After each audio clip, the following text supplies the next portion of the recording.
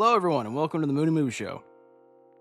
And back to our countdown of all 10 Best Picture nominees. Hey, you remember 6 months ago when I did a summer movie roundup and it was part 1 of 2 and I never released part 2?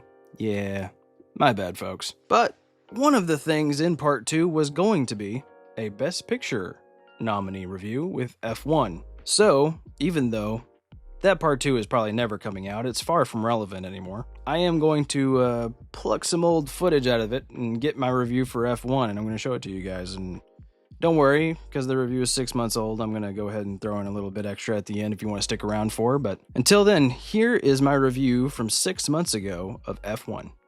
So the next movie I want to talk about is F1. F1 is about a former Formula One driver, Sonny Hayes, played by Brad Pitt, now living as an off-grid, globe-trotting freelance racer for hire. And he's recruited by his former teammate Ruben, played by Javier Bardem, to revive his struggling F1 team, alongside a rookie named Joshua Pierce, played by Damson Idris. I hope I pronounced all the names right. I'm not going to get into too much of the plot details of this movie, because I think out of all the movies I'm going to talk about in this episode, this one's probably the one the least amount of people have seen, which is a shame because this movie's amazing. So I'm going to try to keep details about the movie kind of vague because I really want people to go and watch it. 2 brief negatives real quick before I start raving about this movie.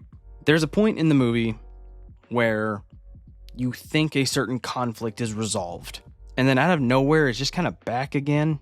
And I kind of rolled my eyes at that part a little bit of like, really? I thought we'd already worked through all this.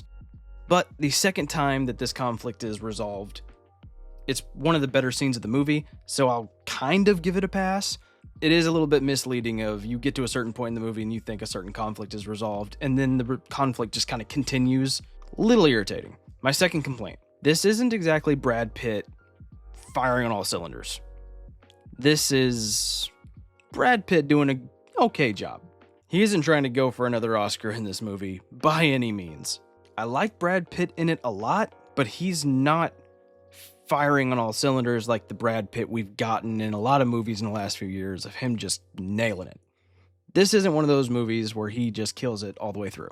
He does all right, just not spectacular. This isn't Once Upon a Time in Hollywood quality Brad Pitt. So there's that. My 2 negatives. The 2 negatives I have about this movie. Other than that, man, this movie's great. It's so damn fun. This movie's directed by Joseph Kosinski, who directed Tron Legacy, a movie with a very special place in my heart, Oblivion, a movie with no place in my heart, but it's alright, and Top Gun Maverick, another movie with a very special place in my heart. And man, you can tell this dude did this movie right off the heels of Top Gun Maverick. This movie is Top Gun Maverick, but instead of jets, it's Formula One. And you know what, man? Screw it. It works. I'm not going to sit here and tell you it's the most original movie you've ever seen, because it's not. Far from it, in fact. But it's still really enjoyable. I found this movie very charming. The race scenes in it are so cool. If you saw Top Gun Maverick, and you saw how they did like the cameras inside the cockpits, they're doing the same thing. It's just Formula One cars instead. Like, I think they came up with the concept of this movie while shooting Top Gun Maverick and just went, hey, these cameras we just made to fit in these cockpits, what if we put them in a Formula One car?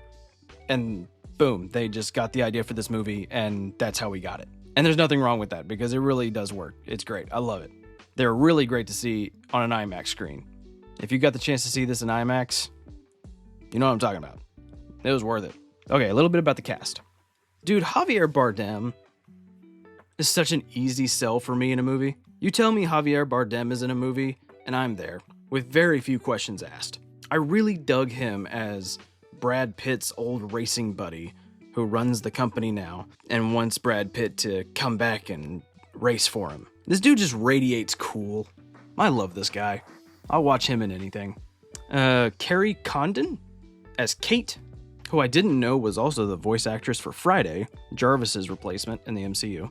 She's great. She's a standout character in this too. I loved her in this. She is the love interest for Brad Pitt, and she is very charming, very likable character. Damson Idris, I hope I'm pronouncing that right, is the actor here that's really putting his all in. This is the first time I've seen him in anything.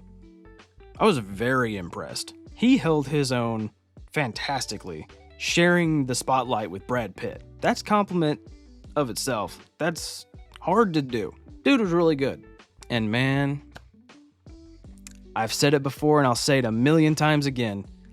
My kryptonite is a good soundtrack. A good soundtrack puts rose-colored goggles on me, and I can forgive a lot of problems with a good soundtrack. And this movie's got a great soundtrack, man. I've been listening to it while playing Mario Kart. I swear it's made me better. I swear I am way more competitive at Mario Kart with the F1 soundtrack playing in the background. I don't know, man. Maybe it's placebo effect. I don't know, but I think if you try it at home, let me know if it works for you, because I think it works. I just really loved this movie, man. It's a great movie. It's an Apple movie, so it should be on Apple Plus sometime in the near future. Remember, like I said, don't sleep on Apple TV Plus. Still the best batting average of any other streaming service. You should really see it if you get the chance. With that being said, I'm giving F1 another gibbous. Okay, so that was my review of F1. I don't think any of my opinion has changed too much. I will say, because we are talking about it in the context of the Oscars, I think it's important to say that I don't think it's going to win anything. I think it's really cool that it's up for Best Picture.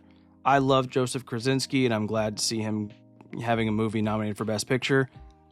That being said, I don't see it going home with anything. That doesn't change the fact that I do enjoy it very much. I love this movie. I've watched it a couple times since I made that review, and I love it. It's a great movie. I find it very enjoyable.